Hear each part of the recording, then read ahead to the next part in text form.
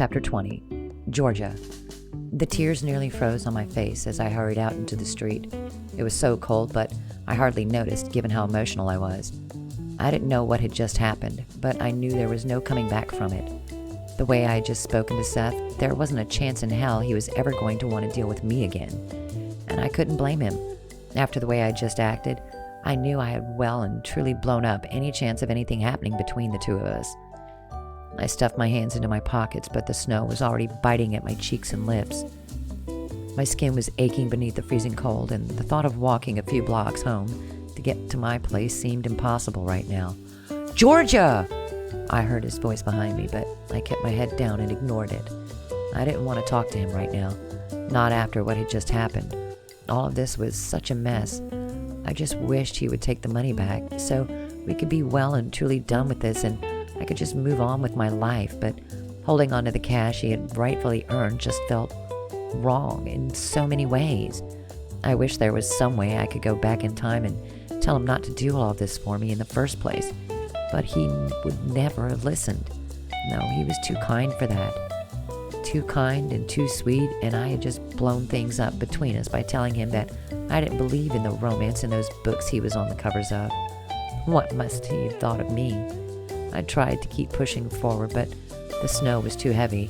I had seen some nasty blizzards in my time, but this one might have topped them all.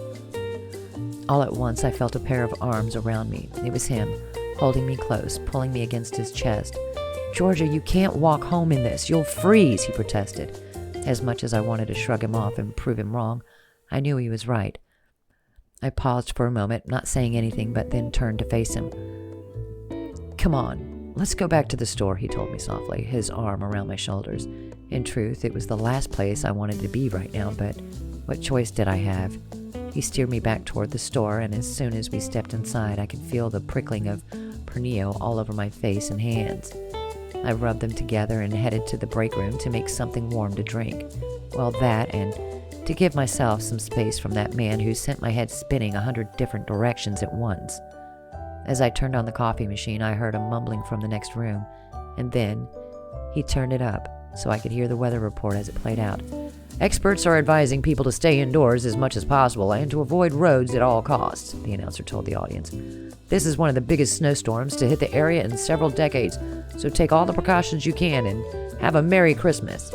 I emerged from the break room, shoulders hunched up to my ears, as though this couldn't get any worse. I was locked in here with a guy who probably wanted nothing to do with me during the storm of the century. "You're not going anywhere tonight," he told me firmly. "Do you have food here?" "Enough," I replied, gesturing toward the break room. "Maybe I could try heading home in an hour or so once it's calmed down a little." "Didn't you hear what they said?" he reminded me, raising his eyebrows. "It's dangerous to go out right now. If you think I'm going to let you trek in that snow, you've got another thing coming." His protectiveness warmed me more than the coffee I was currently brewing over could have. I sank back against the counter, staring at the floor. "Sorry you're stuck here with me on Christmas Eve," I muttered. "Stuck here?" he repeated after me, incredulous. "Is that what you think, Georgia?" I gestured outside. "Well, you wouldn't be here if it wasn't for the blizzard," I pointed out. He took a step toward me and slipped his hand into mine. "Georgia, no matter if there was a storm or not, there's nowhere I'd rather be right now than with you." I lifted my gaze to meet his. "What?" "You heard me," he murmured.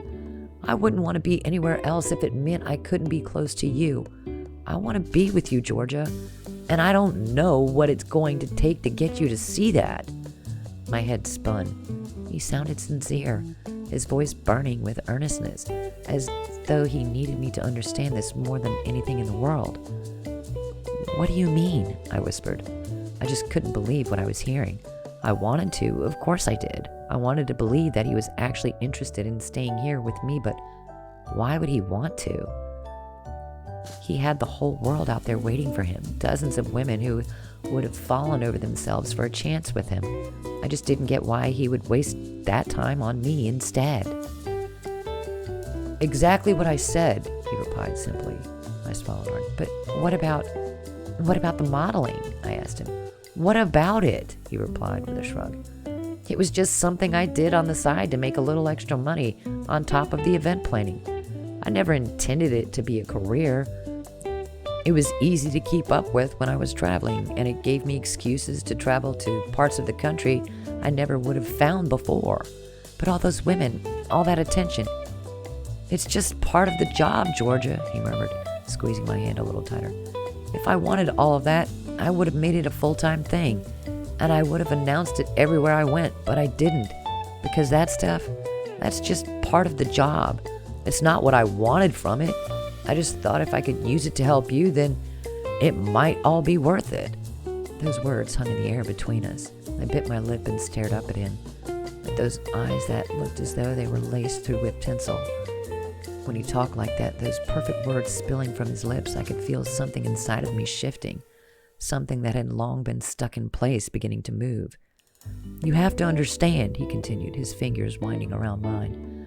I could have ended up anywhere in the world, anywhere in the country, but my finger landed on Mastin Falls on the map, and I walked into your store, and it feels like it was meant to be. I didn't believe in any of that stuff until I met you, but I think the universe is trying to tell me something. I bit my lip. I could feel the emotions swelling up inside of me, threatening to get the better of me. I didn't know how to react to this. I wanted to throw myself into his arms and tell him that I felt the same way, but I'd never been that kind of girl. I'd always been focused on the practical, on the real, not on some act of fate bringing us together out of nowhere.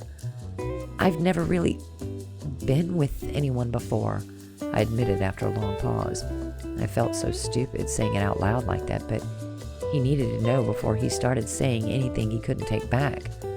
I didn't know if he would want to associate himself with someone like me, someone who really didn't have much experience in the world of dating. He blinked. Really? He replied. I can't believe that. Why not? I asked, confused. Look at you, he replied, lifting my hand and twirling me around on the spot. You're gorgeous, Georgia. I'm surprised guys haven't been beating down your door to take you out. I giggled. Well, they haven't, I assured him. Or maybe you just haven't noticed when they have, he remarked. I think that's why Wharton has been so focused on you. It's his way of dealing with the fact that he has a crush on you. I cocked an eyebrow. You think? I really do, he replied. I bet there are plenty of guys in this town who would love to have a shot with you. I smiled up at him. Well, I'm not interested in any of them, I confessed shyly. I wasn't used to this kind of intimacy with anyone. It was so new to me, but exciting. The warmth of it spreading in my chest like the first flush of spring flowers. He lifted his hand to my cheek. You think you might be interested in me? He asked, testing the water. I giggled and nodded. I think I might be, I replied, gazing up into his eyes. Those eyes, lit like fairy lights, lit like the magic of Christmas, lived right up there in his head. I wasn't sure I would ever get tired of looking into them. Even as the storm raged outside, I knew that there was nowhere I would rather be than here with him, his hand resting softly on my cheek, his thumb caressing over my skin. You think? He murmured. I know, I breathed, correcting myself at once. Because when I looked into his eyes, there was no doubt in my mind. For the first time in a long time, I knew it for sure. I knew it without question. The way he had treated me from the moment he had arrived in this town, his easy, gentle charm, it had lit up something inside of me that I didn't know I needed. I had been so comfortable on my own, and being pulled out of that place and forced to confront my feelings for someone, it was new. Scary. But maybe scary stuff was the stuff worth doing. Maybe that was how you brought your magic to life. If you jumped into it, the stuff that frightened you, and didn't let your fear get the better of you. Good, he murmured back, his thumb tracing a soft line along my lower lip. Because I know too.